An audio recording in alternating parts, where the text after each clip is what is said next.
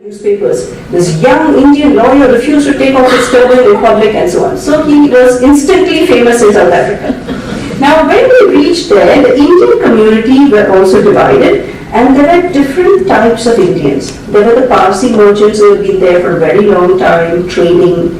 And the Parsis preferred to be known as Persian, not Indian.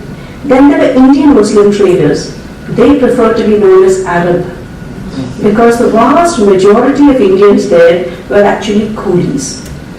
And all Indians were called coolies. A coolie is a laborer, a person who works for pay, does manual labor as pay. And most of them were Hindu. So when Gandhi arrived there, he did not fit into any of these categories. He is not Parsi, he is not Muslim, and he is not a coolie. So he really didn't know, he was so confused about this turban. Should I keep it? Should I change to a hat? And then Dada Abdullah told him, no, please don't wear a hat, because then if you wear a suit and a hat, they will think you are a waiter. So then he decided to keep his turban on his head. So now in South Africa, there have been coolies since a long time, since 1860. Most of them are indentured laborers coming there to work. A lot of them in the coal mines, in the gold mines, and so on and so forth. Treated very badly, but Gandhi did not associate himself with them at all. He felt he is British educated, dressed like an Englishman, he expected to be treated like that. The first shock actually happened to him while he was traveling by train. He had a first class ticket, he was sitting in the compartment where another white person got in and refused to sit with him and asked the station master to evict him, and he was taken out of the train and thrown onto the station. So even now there is a memorial at the station which marks the spot where Gandhi was thrown. And he was so shocked, he couldn't believe it, and he said that South Africa was no country for self-respecting Indians. So he said, I have a first class ticket, I wear a European dress, I'm not a coolie. So even now he thinks he's not a coolie. So then he, even after he completes this one job that he had with Dada Abdullah, he decides to stay back because he wants to help all Indians, wants to help them regain their rights, because most of these coolies, when they come there in great distress, they come on a 5-year contract. And after the contract, they want to stay. They want to set up homes, set up businesses, and they work very hard. They were very good people. But the local white people did not want the Indians to stay because they felt that these Indians are a threat to their own businesses. There the whites were a minority. So they felt that these huge numbers of Indians are coming in and they're going to cause a problem. We want them to finish their 5 years and go back. So if you don't go back, you have to pay a fine of £25. And £25 was a huge amount. So it was difficult for them to pay. So they were trying to fight the fine that they had to pay, and so on. And all the marriages were considered illegal, other than Christian marriages. Hindu marriages, Muslim marriages were considered illegal. So then the Indians were fighting all these injustices, so he decided that he will stay back and help with them. And then he stayed in South Africa after that. He brought his family, and his family stayed there for 20 years. As an expat. He lived an expat life like so many of us here do. He had an income of approximately £6,000 a year. And again, dress bothered him. He was thinking about how should his family dress. And at that time, the most civilized Indians were the Parsis. So he decided that they should wear Parsi dress. So you can see his wife, she's wearing a Karo sari. His children wear the Parsi coat and trousers, shoes and stockings. On the ship, by sailing from India to South Africa, he taught them how to eat with knives and forks, and his house was very well furnished and so on. Then later, slowly, as he is living there, he gets involved with the coolies. The first time was when he met an indentured laborer named Balasundram in 1894. Balasundram had been very badly beaten up by his employer.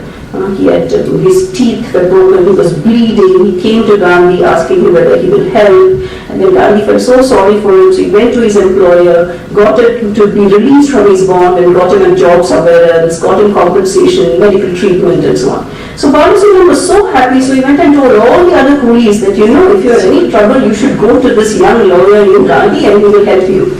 So slowly more and more of these coolies began to come to Gandhi for help. So Gandhi felt sympathy for them. He was moved by their plight, and he started to work for their rights as well. But he never forgot that the traders are the people who are paying him. So he had to do his job first, but still he would work for them. He began a newspaper called the Indian Opinion, where he would write about the Indian problems, and he campaigned against attacks on free coolies. He loved nursing, particularly because he used to nurse his father. When his father was injured and bedridden, every day he would come home from school and nurse his father, read the Ramayana for him and so on. So even here he started volunteering at a hospital for 1 or 2 hours a day. He would volunteer and work with the sick people.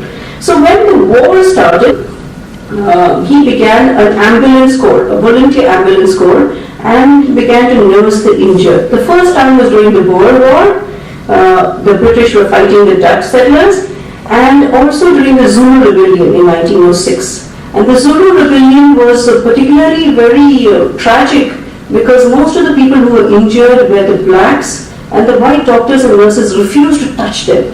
So Gandhi and his group of volunteers, they would carry them on stretchers for miles and take them to a safe place, bandage them, help them to recover and so on.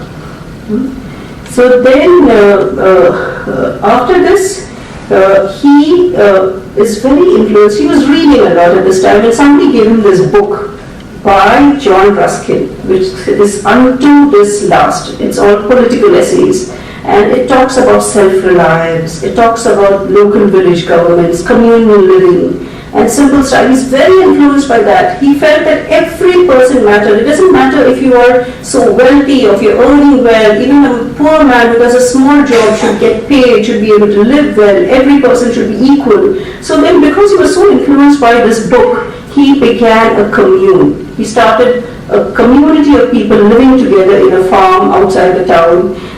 They were all doing agricultural work, making things for themselves, and so on and so forth. And other than this book, he was also influenced by so many other books. One of them was by Leo Tolstoy. This is called The Kingdom of God is Within You. And it's completely focused on the Sermon on the Mount by Jesus.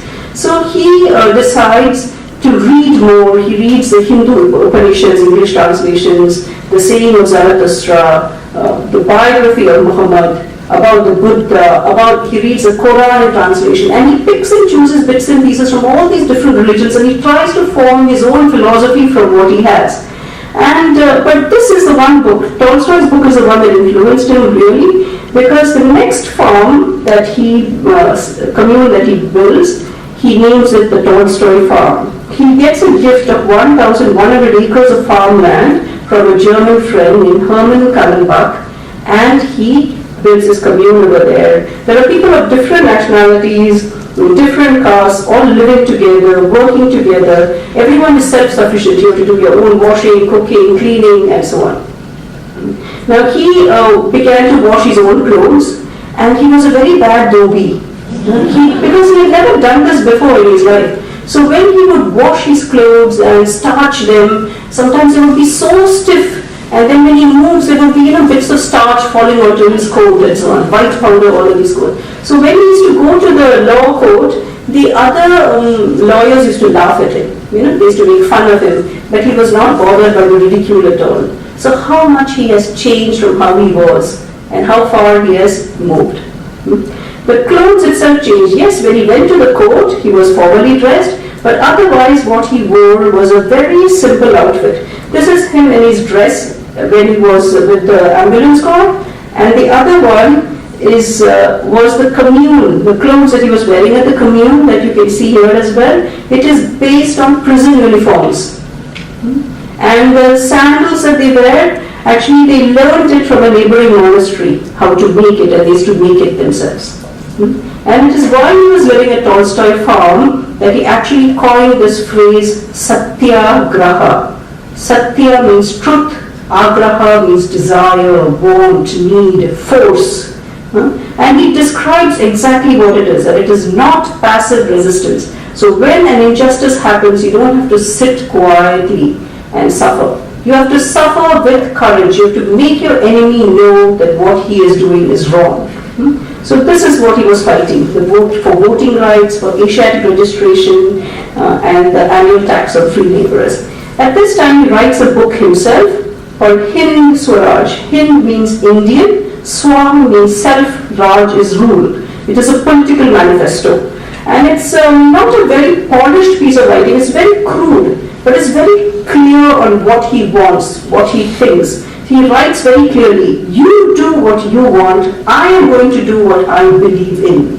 So this is what Satyagraha is.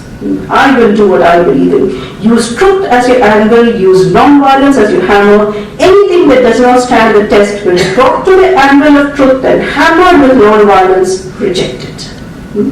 And some of his thoughts, if it's even relevant today, like what he writes, many times when you read his writings, there's so much that he's written, books, articles, speeches, everything put together, collections, many times he contradicts himself. And then towards the end, journalists used to ask him that this is not what you said last year, or this is not what you have written in this article. So he said, that's okay. I am a human being. I have the prerogative of changing my mind. Whenever you have any doubts, look at what I said last. so then it may change, but what I said last is what I now believe in. But this is very interesting because he talks of, I want the concentration of wealth not in the hands of a few, but in the hands of all. So this is the equitable distribution of wealth that even today we talk about. Today this is the biggest problem in the world. And then he says, God forbid that India should ever take to industrialism after the manner of the West, keeping the world in chains. If our nation took to similar economic exploitation, it would strip the world bare like locusts. So this is fantastic because 100 years ago he is environmentally aware of what is happening in the world and where the world is going with the material culture and the consumption of what the world has to offer.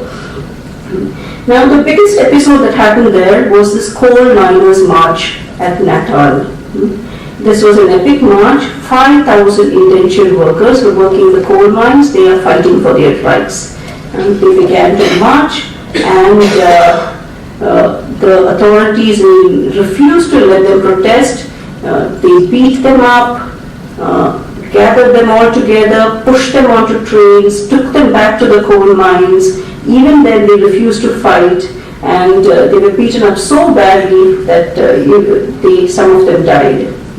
Gandhi was jailed for 9 months hard labor for this one episode in South Africa. At that time, there were 13,000 Indians in Transvaal, and 2,500 of them were in jail and 6,000 had fled. Matters were that desperate. So when these people died, Gandhi felt responsible. He felt that they died because of him, because they did what he told them to do. So then he appears before the crowd dressed like this. This is the first time that he changes his dress to that of Indian indentured laborer, a white kurta, a dhoti, and it's at a gathering of 7,000 persons. He calls it the mourning robe because he says he's mourning inside and what he feels inside has to reflect on the surface, reflect to others what he feels. So it's solidarity with human suffering. Then soon after this, after he's released from prison, he decides to return to India because by this time he is very famous all over the world. Britain newspapers are writing about him, in India they're writing about him, this young Gujarati lawyer making waves. So then they decide they need him in India for the freedom struggle that is happening here. So he and Kasturba, they return in 1914. So here when he disembarks from the ship, this is what he's wearing, a Kathiawadi suit. Shirt, dhoti, cloak, turban, all made of Indian milk cloth. At this time, he is 45 years old.